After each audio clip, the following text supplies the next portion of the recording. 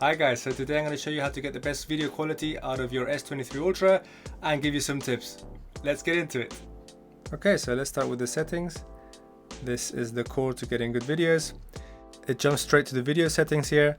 So basically auto FPS.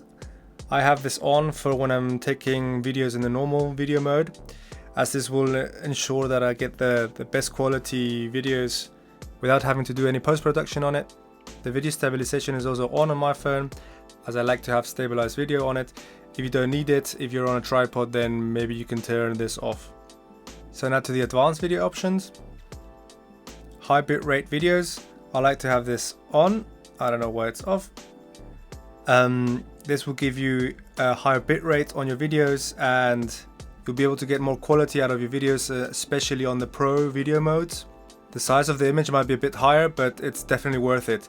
Another thing is that it records the videos in the HEVC format, and you have to look out because maybe some apps or some software applications don't support this. So just be aware of that. HDR videos, I also like having this on. It gives you a more high dynamic range. So for example, when you're outside and you have a really lit background and a darker foreground, this will ensure that the overall picture is leveled out and you don't have overexposed parts or underexposed parts. I have the zoom mic on, sometimes helpful when you're just taking videos of people or running and gunning. And the 360 audio recording I have off because I don't normally use this. I don't vlog or have any use case for this. But if you do, you can always turn this on. Right, back. Here are the general settings. I like to have the grid lines on as it helps me to frame my shot better. The location tags I also have on.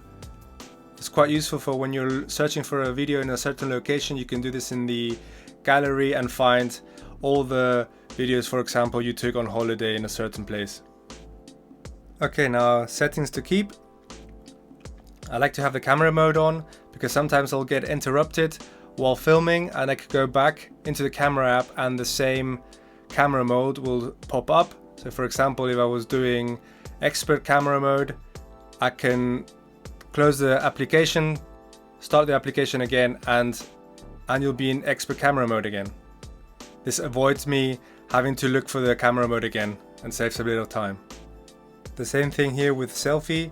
I don't normally do selfies or selfie videos, so I normally have this off. Filters, I also don't use them, but if you do, you can turn this on. Super steady, I don't normally use this. I would rather put the phone on a gimbal or on a tripod, so the super steady I don't use that much, so I have this turned off. And portrait zoom, this is a photo thing. So that's done for the video settings. Oh, and one thing I want to show you guys is the camera assistant. If you don't have this, you can download this from the Samsung store. Just download it and you'll get these extra options here. So I have auto HDR on. This ensures me also that the bright and dark parts of the picture are always captured with more detail. I also like the auto lens switching. I don't know why this is off. I'll turn it on. This will automatically, when you zoom in, change the lens to the right one, so you get the best quality. And here I also have toggled on video recording in photo mode. You can touch and hold the shutter button and record videos in the photo mode, so you don't have to switch the mode and start recording video. Sometimes it happens you're taking photos and you want to take a video quickly. You don't have to switch the mode, you only have to long press and it will do a video. Quite useful. Okay, so that's it with the camera settings for video. Okay, so let's have a look at the settings on this side of the screen. Let's start with the light.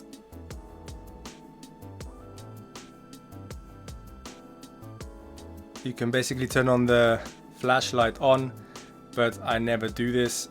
You can't dim it, so it's a fixed light and I only use this in emergencies, as you get a really harsh light and you don't get any good quality out of this. So this will be off. Now super steady. You can only shoot this in ultra wide or wide, and your resolution is a bit limited. You have full HD in 30/60 and quad HD 30 and 60. Basically full HD is a 1080p, and don't be fooled here because quad HD here isn't 4K, it's 720p times 2. So basically 1440p. So I normally don't use this super steady if I don't have to. The normal stabilization is good enough, so I always have this off. Then we have here the aspect ratios. You can have full, 1:1 and 16:9. This is the whole screen. Then you can do 1:1, so square, and the typical 16:9 aspect ratio. Then to the resolutions, you have HD, Full HD 30, Full HD 60, Ultra HD, so 4K 30, 4K 60, and and 8K 30. I normally have this in 4K 60 as it's one of the best qualities, and you can slow it down in post if needed. It's not too bad. This will allow you to half the speed. And now this magic wand here, I have to change the resolution because it can only do in Full HD. You have some filters, don't look too bad. Can do some frosty. I normally use the grayscales or black and whites. They look the best. Okay, so now to the lens options here. At the moment with a 1x, this is an approximately a 24mm equivalent. Then you have the ultra wide lens, the ×3, which is basically a digitalized zoom from the 1x, and you have an optical 10x zoom, which is also pretty cool because it's optical, has a really good quality, and I do use this quite often.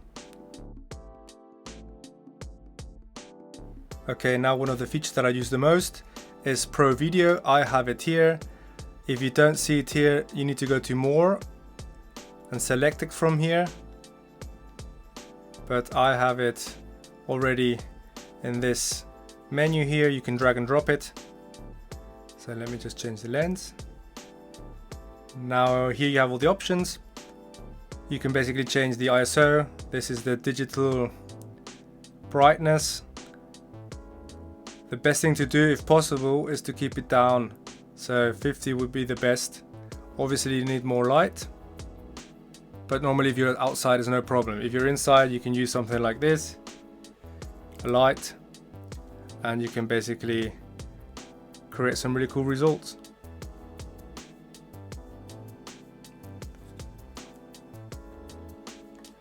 Let me just put the ISO back up just to showcase the camera now. So here we have the shutter speed. I normally try and get at least double the frames per second. If not, I would double it again if it's too light outside. So basically now I have 60 frames per second, and I will have it here at 125. If it were to be too light outside, then I would crank it up to 250. Right. The next thing would be the focus. You can choose where you want to focus. You can do a multi, and it has a multi-spot metering system, and it will choose the best out of it. And center will just be exactly in the center, and manual. You can basically manually focus by scrolling here left to right or up and down. A pretty cool option to get more control out of your camera.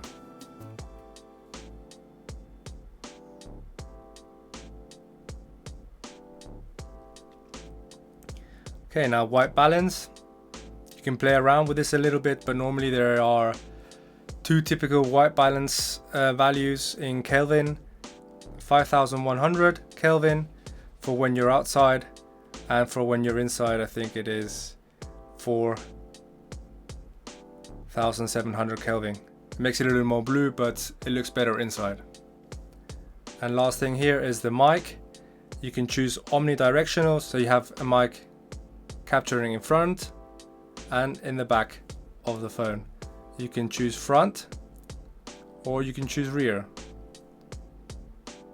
So rear being the back of the phone and front this side, yeah. The USB option is grayed out at the moment because I don't have an external mic plugged in, but you could use one, and this way you would get much better quality audio with this.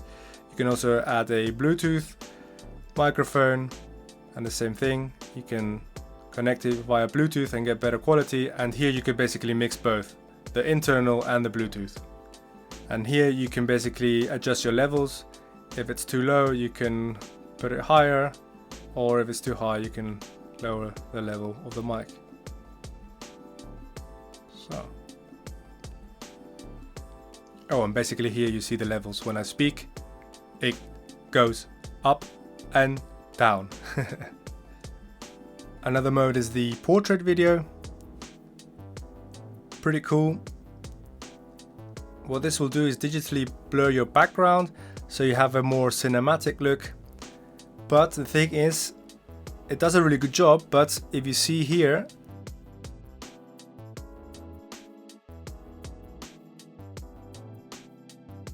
it has a similar look to the normal video app. So I don't normally use this that much, as this sometimes introduces some artifacts, especially on people's hair and so on. So I don't normally like to use this. The most likely scenario that I would use this for is when the subject is quite far away like this, because this way you do get a blurred background here, although the Lego subject here is quite far away. The S23 Ultra doesn't have a specific night mode for video, but it takes really awesome video just with the normal video app. I took a video a few weeks back, you can have a look at it here, and it gave some really good results with low light. Just check it out. Another cool mode here is the director's view. If you're into vlogging, you can basically get two images, one from the front camera here, and the big picture is the back camera. You can basically select here how you want to see this, if you want to split screen or just a single view, or like we were doing at the start, both in like a picture-in-picture style. The other cool thing about this, you can choose if you want to record both feeds separately, so basically get two different clips, one from the front camera and one from the back camera, or if you want just to save one file like this with the picture-in-picture. And basically really cool if you're doing some vlogging or some product reviews or so. Okay, so that's about it for the director's view and all the video modes. Okay, now I'm going to give you some tips and tricks on how to get better quality on your videos and make it overall a bit more fun. Right, let's get into it. One of the most important ones is to get your exposure right by long tapping on the screen where you want to get the exposure right, and I always like to underexpose this. Basically there's a line here with the sun and you can pull it up and down, and like I said, I like to underexpose this because normally Samsung phones tend to overexpose the image. So basically when you film like this, you will get a better overall image. We can try this out. I'll take a video like this. La, la, la, la, la, la. Okay, and now I'll take a video with, this is Samsung's auto exposure.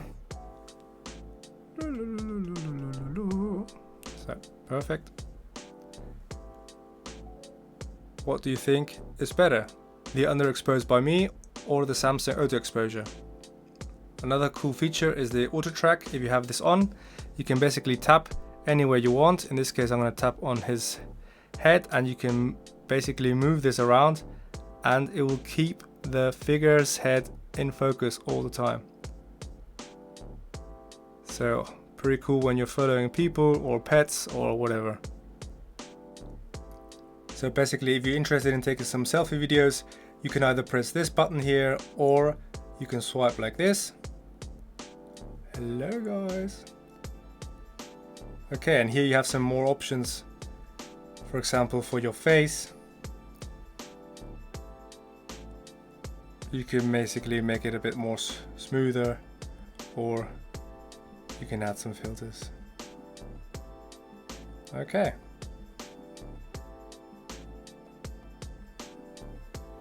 A cool thing that you can do with your Samsung S23 Ultra is using the pen. You can take it out, and in the video mode you can basically click on the button and it will start recording. Quite helpful. You have the phone on the tripod and you can just start recording from far away. Another cool thing that you can do with the S Pen is when you're in your gallery, you can press the button and swipe at the same time, and you can swipe your videos, or in this case also some photos.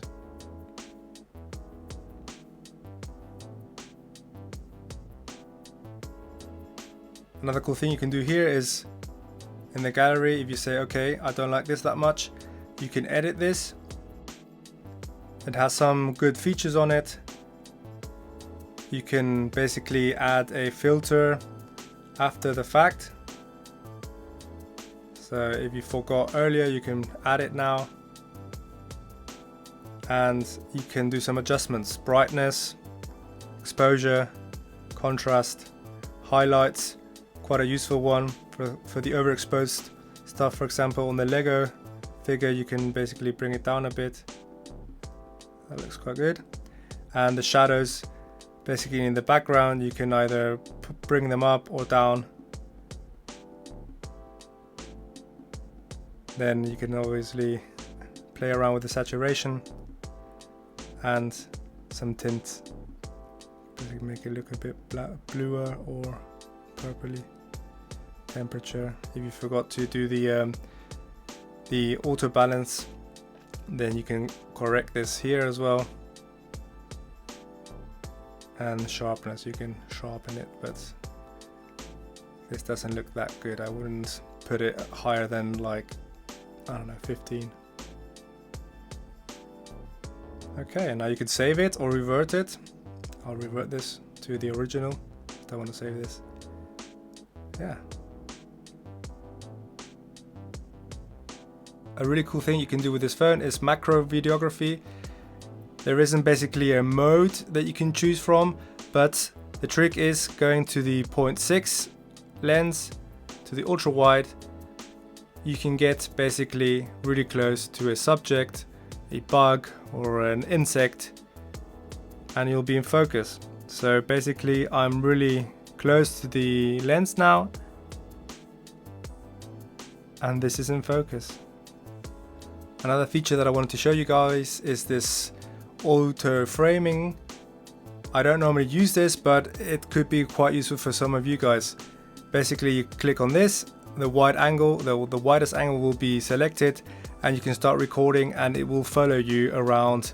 This won't work really well here, but it will follow you around like if you had a cameraman, and it does a really good job, but the problem is that the quality does go down a bit because it's zooming in digitally. But I thought it was worth mentioning. Okay, so I hope you liked the video and it was useful for you guys. If so, give it a thumbs up and subscribe if you haven't already. Take care, bye.